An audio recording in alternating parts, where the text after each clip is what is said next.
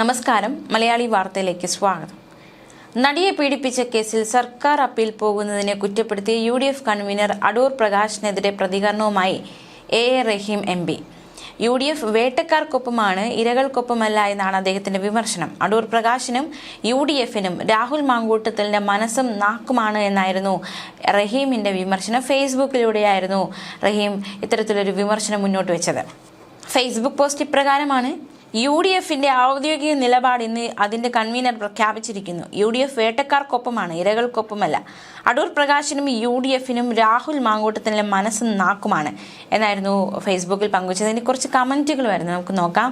കോടതി നിരപരാധിയാണെന്ന് പറഞ്ഞ ഒരാളെ സപ്പോർട്ട് ചെയ്താൽ എന്താണ് കുഴപ്പം? നീയൊക്കെ വായിൽ തോന്നുന്നത് വിളിച്ച് പറഞ്ഞ് നടന്നു എന്നായിരുന്നു ചില കമന്റുകൾ. കോടതി ശിക്ഷിച്ച കുഞ്ഞനന്ദനെ പുകഴ്ത്തിയ പാർട്ടി ഏതാ സഖാവേ എന്ന ചോദ്യവും. നീയാണ് മുത്തേ UDFന്റെ ഐശ്വര്യം, നിന്റെ വിടുവായത്ത് ഞങ്ങൾക്ക് വോട്ടായി മാറുമെന്ന് മറ്റൊരു കമന്റ്. എന്നാലും അയ്യന്റെ സ്വർണം കട്ടവർ നിങ്ങളല്ലേ എന്ന് വേറൊരാൾ കമന്റിലൂടെ ചോദിക്കുന്നു. സഖാക്കളുടെ നാവ് റിമോട്ട് കൺട്രോൾ പോലെയാണ്. UDF നേതാക്കന്മാർ എന്തെങ്കിലും പറഞ്ഞാൽ വർക്ക് ചെയ്യും. CPI നേതാക്കന്മാരുടെ പീഡനം വന്നാൽ ബാറ്ററി ലോ, നാവ് വർക്ക് ചെയ്യില്ല. അതിജീവിതയ്ക്ക് നീതി കിട്ടി. ഗൂഢാലോചന വിഷയത്തിൽ നിങ്ങൾക്ക് സംശയമുണ്ടെങ്കിൽ മേൽക്കോടതികളെ സമീപിക്കട്ടെ.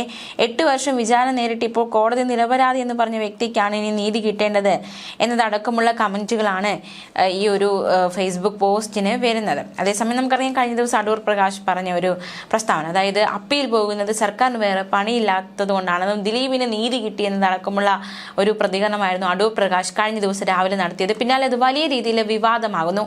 UDF നേതാക്കന്മാർ അടക്കം വിമർശനവുമായി രംഗത്ത് വരുന്നു. KPCC യോഗം ചേരുന്നു. ഇതിനു പിന്നാലെ അടൂർ പ്രകാശ് തന്റെ നിലപാടിൽ മയപ്പെടുത്തി മലക്കം മറിച്ചിൽ നടത്തുന്ന കാഴ്ചയൊക്കെ കഴിഞ്ഞ ദിവസം നമ്മൾ കണ്ടതാണ്. സംഭവത്തിൽ അടൂർ പ്രകാശിനെതിരെ മുഖ്യമന്ത്രി പിണറായി വിജയനും രൂക്ഷ വിമർശനവുമായി രംഗത്തെത്തിയിരുന്നു. അടൂർ പ്രകാശ് മാപ്പ് പറയണമെന്നും വിചിത്രമായ വാദമാണ് UDF കൺവീനർ നടത്തിയതെന്നുമായിരുന്നു മുഖ്യമന്ത്രിയുടെ പ്രതികരണം. ഇക്കാര്യത്തിൽ UDF രാഷ്ട്രീയത്തിനുള്ള നിലപാടാണ് അതിന്റെ കൺവീനർ പറഞ്ഞത്. പൊതുസമൂഹത്തിന് പക്ഷെ അത്ര നിലപാടല്ല ഉള്ളത്. സർക്കാരും പൊതുസമൂഹവും എല്ലാ ഘട്ടത്തിലും അതിജീവിതയ്ക്കൊപ്പമാണ് നിന്നതെന്നും മുഖ്യമന്ത്രി പറഞ്ഞു. സ്ത്രീ വോട്ടർമാരെ അധിക്ഷേപിക്കുന്ന നടപടിയാണ് UDFന്റേതെന്നും അമ്മ പെങ്ങന്മാരുള്ള ആർക്കും ഇതൊന്നും ക്ഷമിക്കാൻ കഴിയില്ല എന്നും CPI സംസ്ഥാന സെക്രട്ടറി ബിനോയ് വിശ്വം പ്രതികരിച്ചിരുന്നു. രാഹുൽ മാങ്കൂട്ടത്തിനെ ചുമക്കുന്ന UDFന് നടനെ തുണയ്ക്കാനും മടി കാണില്ല. UDF അവരുടെ ഭാഗത്താണെങ്കിൽ ജനങ്ങൾ UDFനെ ശിക്ഷിക്കും. UDF കൺവീനറുടെ പ്രസ്താവന കണ്ട ഒറ്റ വോട്ടർമാര് UDFന് വോട്ട് ചെയ്യാൻ പോകുന്നില്ല എന്നും അദ്ദേഹം വിമർശിച്ചു. UDF അധികാരത്തിൽ വന്നാൽ അതിജീവിതമാർക്കൊപ്പമല്ല, വേട്ടക്കാർക്കൊപ്പമാണെന്ന് അടൂർ പ്രകാശ് ഉറപ്പിച്ചു പറയുകയാണെന്ന് നടിയും ഡബ്ബിംഗ് ആർട്ടിസ്റ്റുമായ ഭാഗ്യലക്ഷ്മിയും പ്രതികരിച്ചിരുന്നു.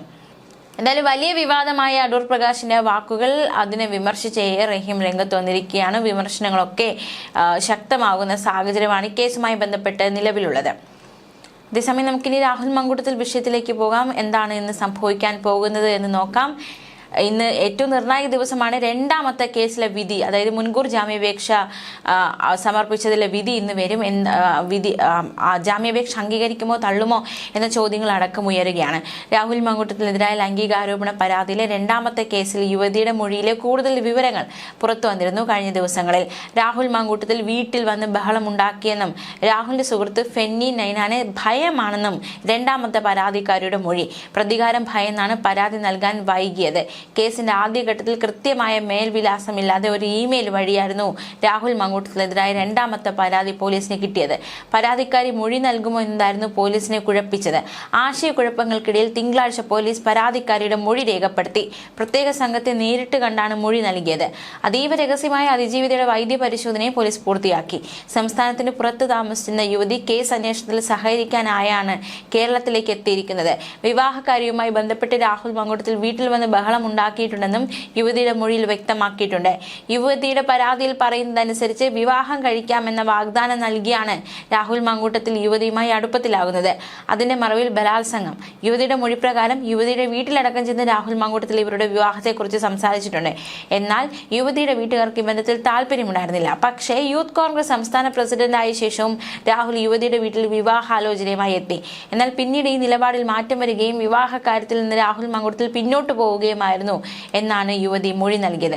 ഇതിനെ എതിർത്തതോടെ രാഹുൽ മാങ്കൂട്ടത്തിൽ യുവതിയുടെ വീട്ടിലെത്തുകയും അവരെ വിവാഹം കഴിക്കാൻ താല്പര്യമില്ല എന്ന് പറഞ്ഞ് ബഹളമുണ്ടാക്കുകയും ചെയ്തുവെന്നും യുവതി പറയുന്നു. രാഹുലിന്റെ സുഹൃത്ത് ഫെന്നി നൈനാനെ ഭയമാണെന്നും ഫെന്നി ഉൾപ്പെടെയുള്ള രാഹുലിന്റെ സംഘത്തിൽ നിന്ന് രാഹുൽ മങ്കൂട്ടത്തിൽ നിന്നുമുള്ള പ്രതികാര നടപടി ഉണ്ടാകുമെന്ന് ഭയന്നാണ് സംഭവത്തെക്കുറിച്ച് ഇതുവരെ പരാതി നൽകാതിരുന്നതെന്നും യുവതി മൊഴിയിൽ വ്യക്തമാക്കിയിട്ടുണ്ട്. രാഹുൽ മങ്കൂട്ടത്തിനെതിരായ ആദ്യ പരാതി ഉയർന്നു വന്നതോടെയാണ് തനിക്കും അതിനുള്ള ധൈര്യം കിട്ടിയതെന്നും യുവതി വ്യക്തമാക്കി. പീഡനം നടന്നു എന്ന് പറയപ്പെടുന്ന ഹോം സ്റ്റേയുടെ അടുത്തുള്ള മറ്റൊരിടത്ത് വെച്ചാണ് പോലീസ് യുവതിയുടെ മൊഴി രേഖപ്പെടുത്തിയത്. എന്നാൽ ഇതുവരെയും പോലീസ് ഹോം സ്റ്റേയിൽ പരിശോധന നടത്തിയിട്ടില്ല. അടുത്ത ദിവസങ്ങളിൽ അതുണ്ടായേക്കും. ശാസ്ത്രീയ തെളിവുകളാണ് ഈ കേസിൽ ആവശ്യമുള്ളത്. അതുകൊണ്ട് തന്നെ ഫോറൻസിക് സംഘവുമായിട്ടായിരിക്കും പോലീസ് ഹോം സ്റ്റേയിൽ പരിശോധനയ്ക്ക് എത്തുക എന്ന വിവരവും ഉണ്ട്.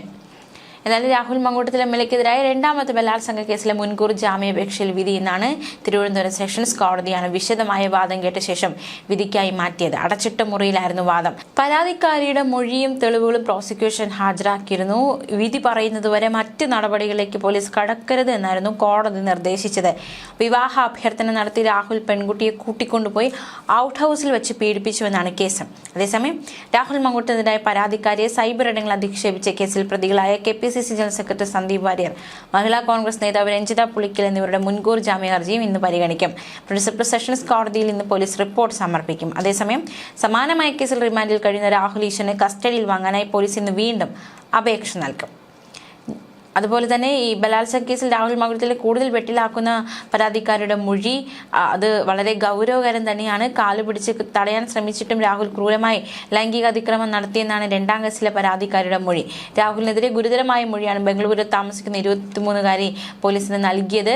മാനസികമായും ശാരീരികമായും തളർന്നുവെന്നും ശരീരത്തിൽ മുറിവുകൾ ഉണ്ടായെന്നും രാഹുലിനെ പേടിച്ചാണ് പരാതിപ്പെടാതിരുന്നത് എന്നടക്കമുള്ള പെൺകുട്ടിയുടെ മൊഴി രാഹുലിന് വലിയ രീതിയിലുള്ള തിരിച്ചടിയാകുമോ എന്ന ചോദ്യത്തിന് ഉത്തരം കിട്ടാൻ അല്പസമയം മാത്രമേ ഉള്ളൂ. എന്തായാലും വിധി എന്താണെന്ന് അറിയാൻ ഏവരും കാത്തിരിക്കുകയാണ്. അതേസമയം രാഹുൽ മങ്കൂട്ടത്തിൽ വിഷയത്തിൽ പ്രതിരോധത്തിലായത് CPM ആണെന്ന പ്രതിപക്ഷ നേതാവിന്റെ വിമർശനം. ഇന്ത്യയിൽ ഒരു രാഷ്ട്രീയ പാർട്ടിയും ചെയ്യാത്ത രീതിയിലുള്ള മാതൃകാപരമായ നടപടികളാണ് തങ്ങൾ സ്വീകരിച്ചതെന്നും രാഹുലിന്റെ അറസ്റ്റ് നീട്ടിക്കൊണ്ടുപോയി തിരഞ്ഞെടുപ്പ് അവസാനം വരെ വിഷയം സജീവമായി നിർത്താനാണ് CPM ശ്രമിച്ചതെന്നും പ്രതിപക്ഷ നേതാവ് പറഞ്ഞു. രാഹുൽ മങ്കൂട്ടത്തിൽ വിഷയം തങ്ങളെ ബാധിക്കില്ല. മാത്രമല്ല അവിടെയും പ്രതിരോധത്തിലായത് CPM ആണ്. തങ്ങൾ കൃത്യമായ അച്ചടക്ക നടപടികൾ എടുത്തു. ഒരു രാഷ്ട്രീയ പാർട്ടിയും ഇന്ത്യയിൽ ചെയ്യാത്ത രീതിയിലുള്ള മാതൃകാപരമായ നടപടികൾ എടുത്തപ്പോൾ അവിടെ CPM പ്രതിരോധത്തിലായി എന്നും VD സതീശൻ കുറ്റപ്പെടുത്തി. ന്യൂസ് ഡെസ്ക് മലയാളി വാർത്ത.